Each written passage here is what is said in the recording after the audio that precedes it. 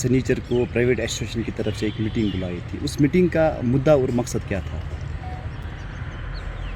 اعوذ باللہ من الشیطان الرجیم، بسم اللہ الرحمن الرحیم. کوئی میٹنگ بلائی جا رہی ہے، وہ کسی اہم مدعے، کسی اہم مقصد کے لیے بلائی جاتی ہے. کوئی بھی میٹنگ بلا مقصد کے نہیں ہوتی ہے، اور ہر میٹنگ کا کوئی نہ کوئی پہلو ہوتا ہے جس کا باضابطہ طور ذکر کیا جاتا ہے میٹنگس کے اندر. سب سے پہلا مدعا جو میں نے اٹھایا وہ غریب بچوں کی تعلیم و تربیت. میں نے تمام اسکولوں کے سربراہ، جس میں ویلکن اسکول، سیکٹوریم، ماڈل پبلک اسکول، اور جو سوپور کے بڑے بڑے Gulzar memorial school, M E T school, جو بھی بڑے بڑے اسکول ہیں، ان کے سربراہ میٹنگ میں موجود تھے. تو میں نے ان کو سب سے پہلے اصلاح یہ کی کہ غریب بچوں اور یتیم بچوں کی ایجوکیشن کا زبردست خیال رکھو، اور خاص طور پر کسی پیرنٹ کو خدا نخواستہ کوئی ایسی مولک بیماری ہوتی ہے جس کی وجہ سے اس کی اکنامیکل کنڈیشن بہت خراب ہوتی ہے. اس کے بعد وہ ہمارے پاس آتا ہے اور بولتا ہے کہ مجھے اس طرح سے یہ پرابلم ہوئی جس کی وجہ سے میں فیس پورا نہیں بھر سکتا ہوں، 50%، 30% اس کو لیگریشن دینی چاہیے. اور یتیم بچوں کا تو وہ خود میں تعلیم کا بندوبست کرنا ہوگا، اور جو غریب بچے ہیں وہ کم سے کم 30-40% فائدہ اٹھا سکے ہمارے ایجوکیشن انسٹیٹیوشن سے.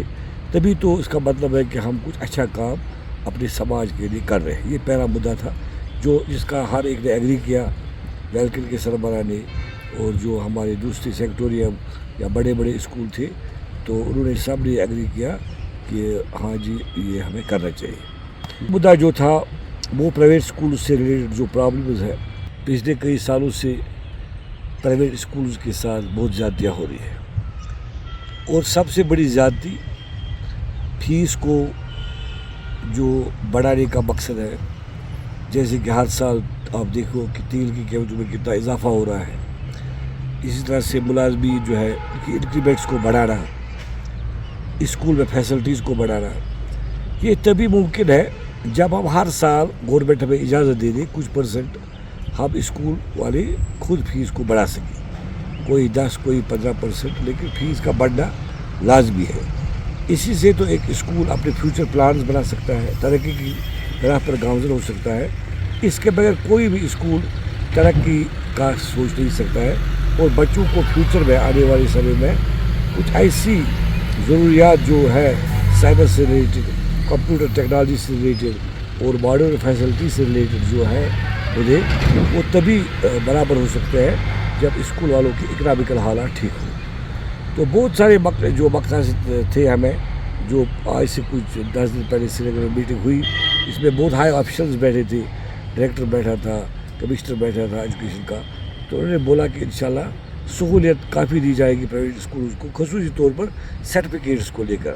ہر 3 مہینے کے بعد سرٹیفکیٹس کا بدلنا، اسی کے ساتھ ہمارے چیئرمین لگ جاتے ہیں، اسکول والے لگ جاتے ہیں. تو یہ ایک مصیبت ہے. جو کچھ سال پہلے یہاں پہ ایک منسٹر تھے، اس کا نام تو ہم نہیں دے سکتے ہیں، انہوں نے یہ کچھ غلط قوانین لاگو کیے جو ابھی تک جاری ہے، جس کی وجہ سے اسکول والے زبردست تنگ آ چکے ہیں. اور بہت سارے اسکول بند بھی ہو گئے ڈر کی وجہ سے کہ اب ہم کیا کیسے کریں، ہر روز سرٹیفکیٹس کی طرف رخ کریں گورنمنٹ ڈپارٹمنٹس کا.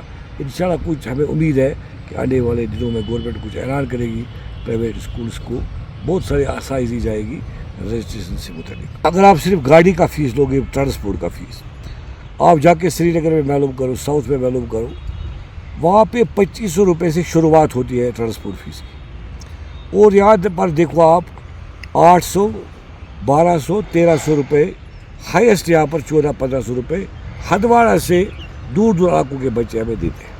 یہ ہم نے یہ فیس کم رکھا ہے کیونکہ ہمیں اس کا احساس ہے کہ ہم لوگ ٹرانسپورٹ نہیں چلا رہے ہیں، بلکہ ہمیں ایجوکیشن کو ایک فیسلٹی دینی ہے.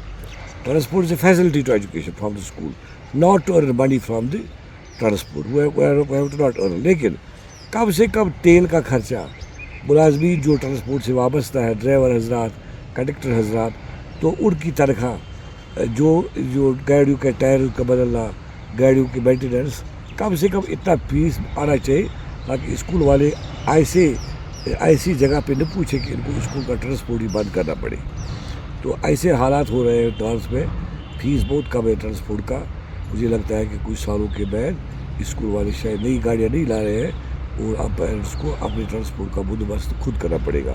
لہٰذا میں پیرنٹس سے گزارش کرتا ہوں کہ اگر اسکول والے ٹرانسپورٹ کے اندر کوئی 100-200 روپے ہر سال چلاتے ہیں وہ جینون ہے، لیکن اگر کسی پیرنٹ کو پرابلم ہے وہ اپلیکیشن لے کر آئے کہ میں اس سال اتنا مجھے مت چڑھاؤ، مجھے 50% نہیں چڑھاؤ، 10% چڑھاؤ، تو وہ الگ بات ہے، ریز کریں گے ہم ایز پر دی انکم.